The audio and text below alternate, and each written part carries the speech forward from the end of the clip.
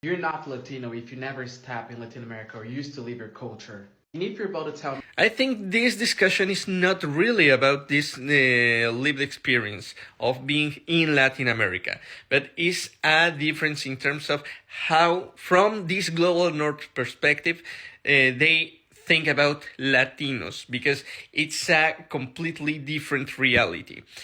Latinos, Latina, Latinx, Latine denomination is not the same as Latin American, because there's a fundamental difference: the lived experience in the global north, in this notion of Latino, and the lived experience in the global south, in the case of Latin American people. Then that's why we have that kind of discussions. But I think the discussion is not this notion of you're Latino. No, you're not Latino. But I think the real matter is understanding that Latino and Latin American are not the same. And this Latino category is a category that is marked by racism, by classism, and obviously by xenophobia.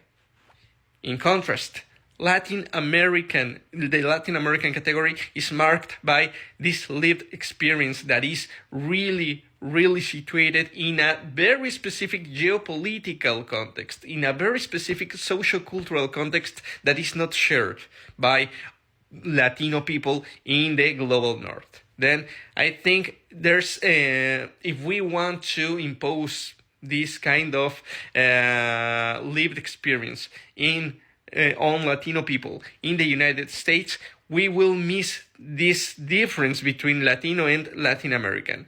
It's not the same. Definitely is not the same. And I think even this notion of Latinidad is only useful in the United States. Only there.